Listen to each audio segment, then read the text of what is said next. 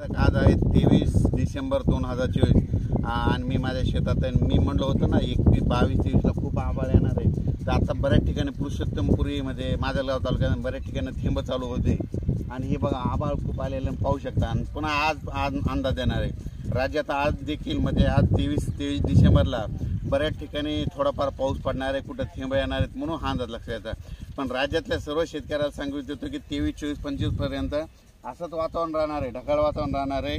कुठंतरी थेंब पडणार आहे, कुठं पाऊस येईल पण लक्षात यायचं। पण राज्यातल्या शेतकऱ्याला सांगू इच्छितो, वीट उत्पादकांना सांगू इच्छितो, कांदा शेतकऱ्याला सांगू इच्छितो, ज्यांची मका बाहेर पडलेली त्यांना सांगू इच्छितो, कापूस ज्यांचा बाहेर टाकलेला त्यांना सांगू इच्छितो की 26, 27, 28 दरम्यान राज्यात सांगायचं झालं तर म्हणजे पुणे जिल्हा, नगर जिल्हा, सातारा, सांगली, कोकणपट्टी, त्याच्यानंतर संगमनेर, नाशिक जिल्हा, इकडं नंदुरबार, धुळे, जळगाव, संभाजीनगर, शिर्डी, कोपरगाव, त्याच्यानंतर बीड जिल्हा, परभणी जिल्हा, जालना जिल्हा, सिंदखेड राजा, बुलढाणा जिल्हा, अकोला जिल्हा, जळगाव जिल्हा, ह्या भागामध्ये म्हणजे त्याच्यानंतर हिंगोली, परभणी, लातूर, बीड, नांदेड या परिसरामध्ये सांगायचं झालं तर 26, 27, 28च्या दरम्यान भाग बदलत पाऊस पडणार आहे, सर्वदूर पडणार नाही म्हणून हा अंदाज लक्षात द्या।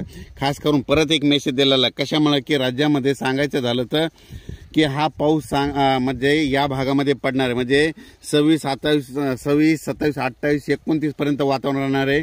30 तारखेपासून राज्यात परत थंडीला सुरुवात होणार आहे म्हणून हा अंदाज लक्षात द्या।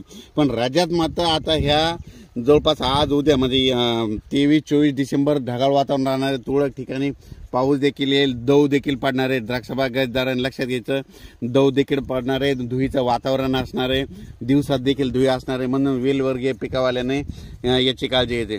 पण राज्यातल्या शेतकऱ्याला सांगू इच्छितो की राज्यामध्ये 26, 27, 28 डिसेंबर दरम्यान भाग बदलत या मधल्या पट्ट्यामध्ये मराठवाडा, पश्चिम महाराष्ट्र आणि उत्तर महाराष्ट्रात या पट्ट्यामध्ये पाऊस आहे, सर्वदूर नाही पण पाऊस येणार आहे निश्चित, हे अंदाज लक्षात येतं।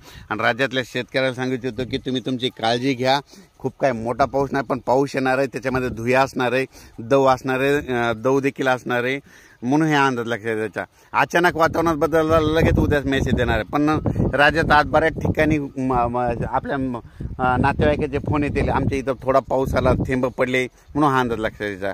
धन्यवाद।